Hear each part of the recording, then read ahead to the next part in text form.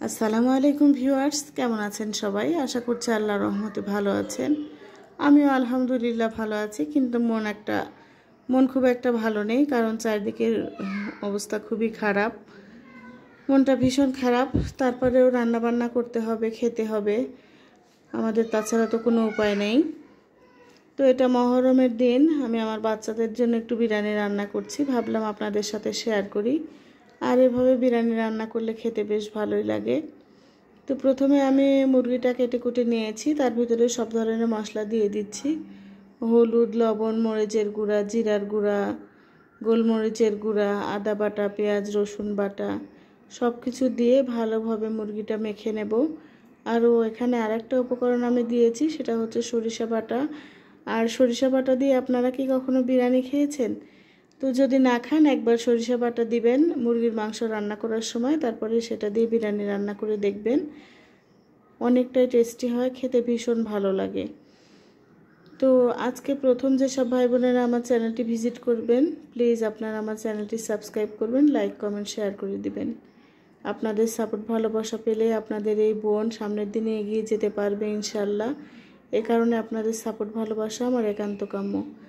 তো মুরগির ভিতরে টক দই দিয়ে ভালোভাবে মেখে নিচ্ছি।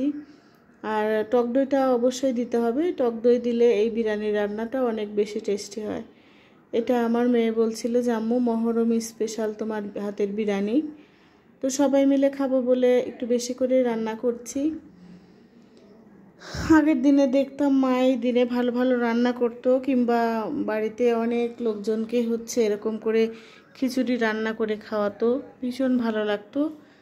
আর এখন যেহেতু আমরা শহরে থাকি, ওরকম করে আর করা হয় না। তো গ্রামের দিকে এখনও সবাই মিলে চাউল তুলে তারপরে খিচুড়ি রান্না করে খায় এই মহরমের দিনে। অনেকে রোজা রাখে, আমার হাজব্যান্ড অবশ্য রোজা রেখেছিল। আমি শরীরটা বেশি ভালো নেই বলে এবার আর রোজা রাখতে পারলাম না। আগে অবশ্য আমিও মহরমের রোজা রেখেছি। তো পেঁয়াজগুলোও তেলের ভিতরে দিয়ে ভালোভাবে ভেজে নিলাম, আর কিছুটা বেরেস্তা তুলে নিলাম, তার ভিতরে দিয়ে দিলাম মেখে রাখা মুরগিগুলো। এখন ভালোভাবে কষিয়ে রান্না করে নিতে হবে। ভালোভাবে কষিয়ে রান্না করে নিয়ে তারপরে বিরিয়ানিটা রান্না করে নেব। তো আশা করছি আজকের এই ভিডিও আপনাদের কাছে ভালো লাগবে। আর যেসব ভাই বোনেরা এখন পর্যন্ত আমার ভিডিও দেখছেন কিন্তু লাইক দেননি, প্লিজ একটা লাইক দিয়ে সম্পূর্ণ ভিডিও দেখবেন এবং আপনাদের সুন্দর একটা মতামত কমেন্টে জানাবেন। অনেকেই আমার ভিডিও দেখছেন কিন্তু কমেন্ট করছেন উল্টোপাল্টা। প্লিজ আপনারা, আমি যেটা রান্না করিনি সেটা কমেন্ট করে দিচ্ছেন। প্লিজ আপনারা সম্পূর্ণ ভিডিও দেখে একটা সুন্দর কমেন্ট করবেন, আপনাদের কাছে এটাই আমার প্রত্যাশা।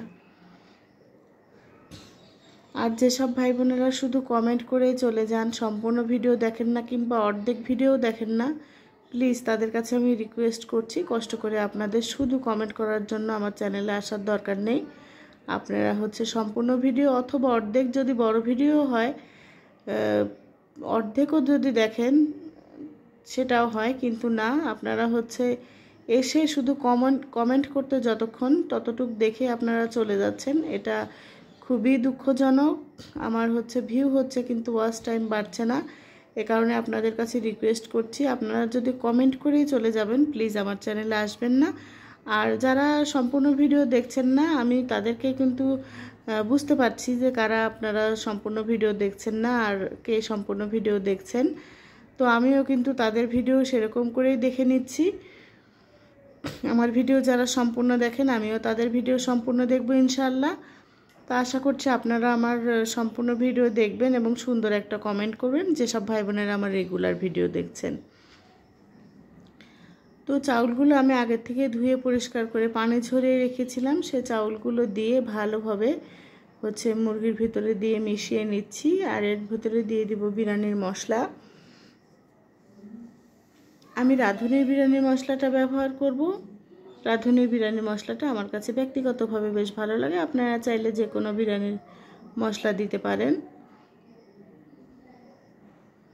তো চাউলটা আমি ভালোভাবে ভেজে নিয়ে তার ভিতরে মুরগিও দিয়ে দিলাম। এবার দিয়ে দিচ্ছি বিরিয়ানির মশলা। বিরিয়ানির মশলাটা দিয়ে আমি এদিকে গরম পানি ফুটিয়ে রেখেছিলাম, যে পরিমাণ চাউল তার ডাবল পানি ফুটিয়ে রেখেছিলাম, সেই পানিটাই দিয়ে দিব।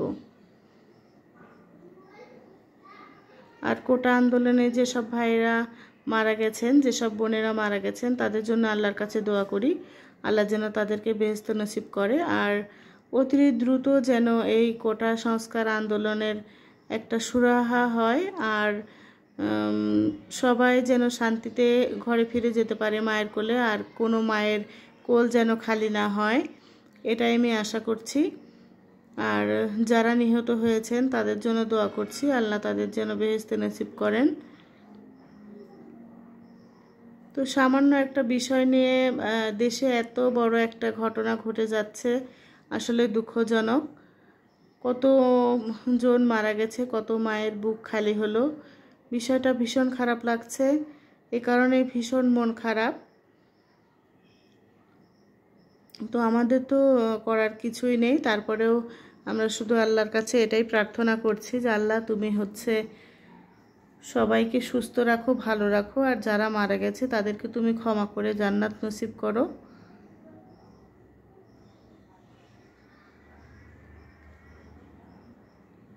তো কথা বলতে বলতেই আমার বিরিয়ানিটা রান্না রেডি হয়ে গেছে। এখন আমি